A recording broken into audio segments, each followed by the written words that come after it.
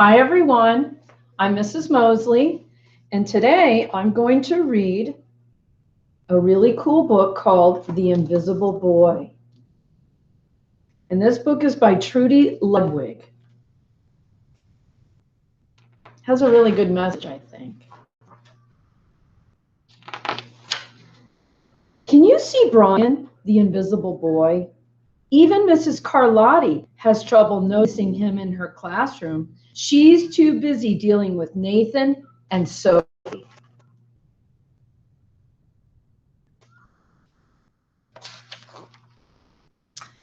Nathan has problems with what Mrs. Carlotti calls volume control.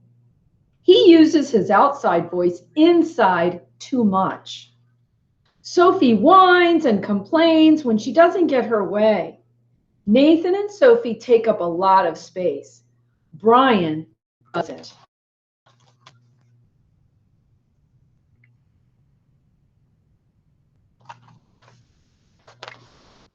When the bell rings for recess, Mika and JT take turns choosing kids for their kickball teams.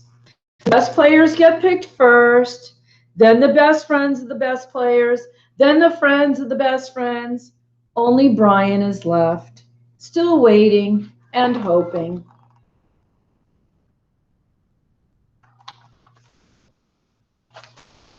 JT glances in Brian's direction and just as quickly looks away.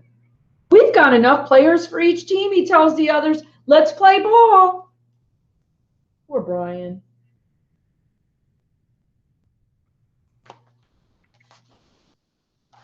In the cafeteria, Madison and her friends talk about her birthday party.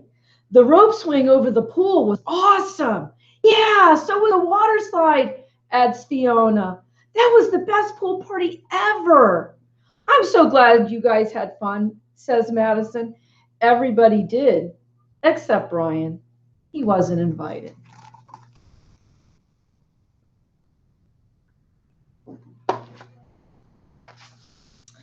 At choosing time while the other kids play board games and read, Brian sits at his table doing what he loves to do best.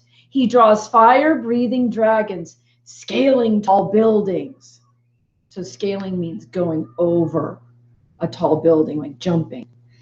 Greedy pirates digging for treasure. Space aliens locked in intergalactic battles. And superheroes with the power to make friends wherever they go. Who does this remind you of? Does he look a little bit like Brian, maybe? Someone who has the power to make friends easily. On Monday morning, Mrs. Carlotti introduces Justin, a new student to the class. Brian smiles shyly at him. Some of the other kids sneak looks at Justin, just trying to figure out if he's cool enough to be their friend. They haven't quite made up their minds yet.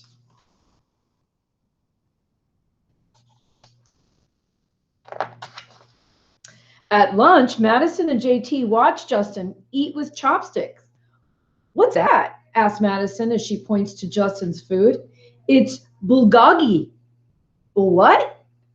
Bulgogi. It's Korean barbecued beef. My grandpa made it for me. I'm sorry, my grandma made it for me. It's really good. Do you want to try some?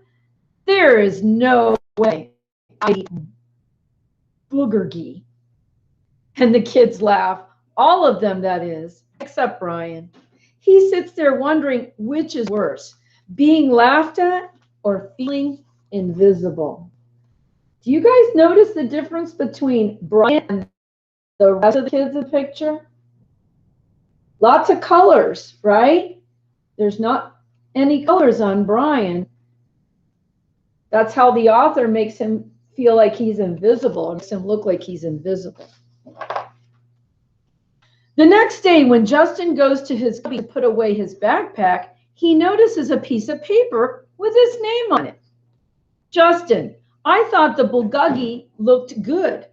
Brian. And then there's the picture that Brian drew for him, for Justin. Okay, cool. At morning recess, Brian finds a piece of chalk on the ground and starts drawing away. You're Brian, right? Yeah. Thanks for the note. Hey, Justin, Emilio calls out from the tetherball court. You're up next. Sorry, I gotta go, says Justin. By the way, it's a really cool drawing, he adds before taking off. Back in class, Mrs. Carlotti asked the kids to team up in twos for two or three for a special project. The kids scurry around the room to pair off. Brian heads towards Justin. Scurry means to kind of hurry. I'm already with Justin, says Emilio. Find someone else.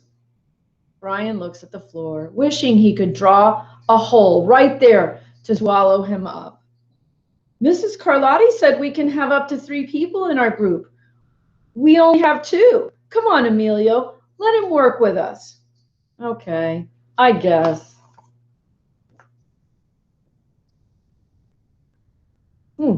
First time I've seen a little bit of color on Brian. And it's the first time he's been included in anything.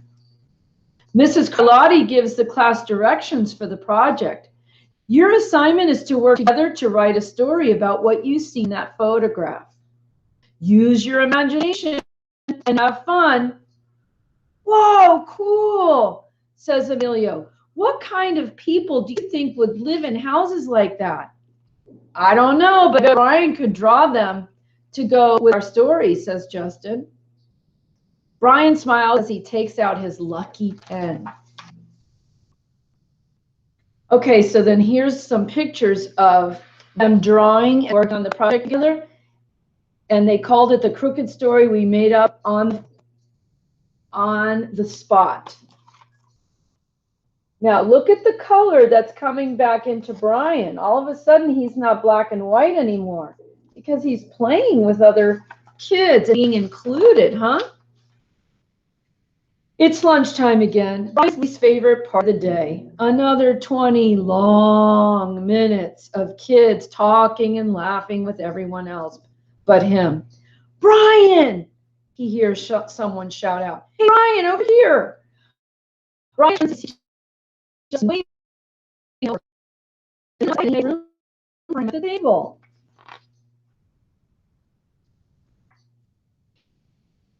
Maybe, Brian's not so invisible after all. Want a cookie? Thanks.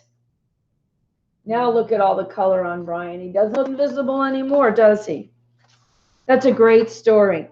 Great story.